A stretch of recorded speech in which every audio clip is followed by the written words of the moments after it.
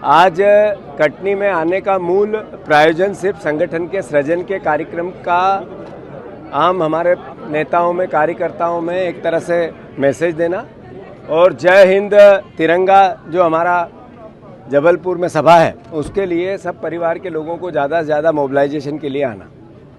पर चूंकि हम लोकतंत्र में जनता ने हमें जनादेश दिया है विपक्ष की भूमिका का, स्वाभाविक है कि 1.5 साल में मोहन यादव की सरकार ने एक वो काम जिसके लिए वोट मिला था, वो चाहे किसानों के गेहूं की बात हो, चाहे धान की बात हो, चाहे बहनों के 3,000 की बात हो, चाहे 2.5 लाख नौकरियों की बात हो या 450 का गैस सिलेंडर, 5 मोदी गारंटी, पाँचों की पाँचों फेल।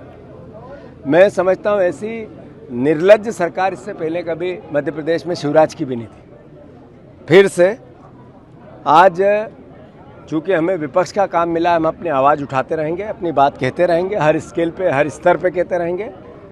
मोहन यादव जी को जब से वो बने हैं कानून व्यवस्था के नाम पे जीरो।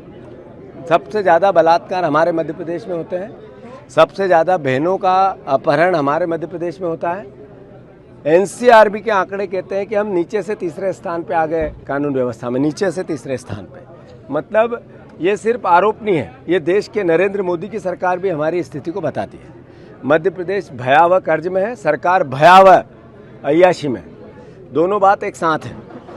मध्य प्रदेश भयावह कर्ज में है और सरकार वो सारे आयोजन करती है जिससे जनता का कोई सरोकार नहीं होता है, केवल अखबार, मीडिया, पेपर, हेडलाइन और विजुअल बनाने का काम होता है।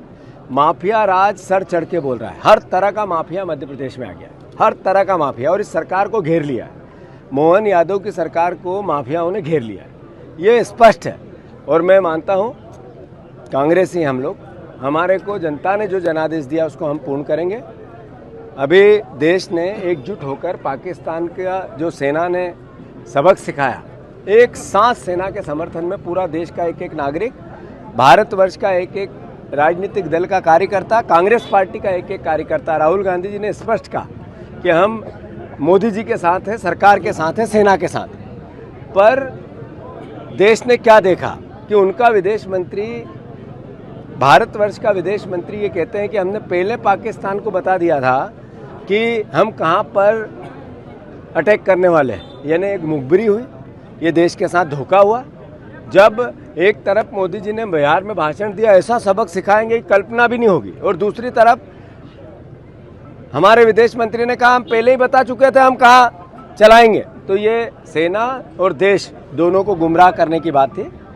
इसके अलावा भी अभी 2 मंत्रियों ने जो सेना का अपमान किया, वो चाहे विजय शाह हो चाहे देवड़ा जी हो, दोनों को प्रदेश और देश ने देखा। बीजेपी की और मोदी जी की के कानों में जूं नहीं रहेंगी। यानी इनको सेना से कोई मतलब नहीं है, देश से कोई मतलब नहीं, केवल सत्ता से मतलब है, और सत्ता के लिए सिंदूर की बात करते हैं। तो मैं मानता हूँ कांग्रेस पार्टी ने देश बनाया, देश आज़ाद कराया, देश की उन्नति कराई। अब इस पूरे परिदृश्य में देश बचाने की लड़ाई भी कांग्रेस लड़े।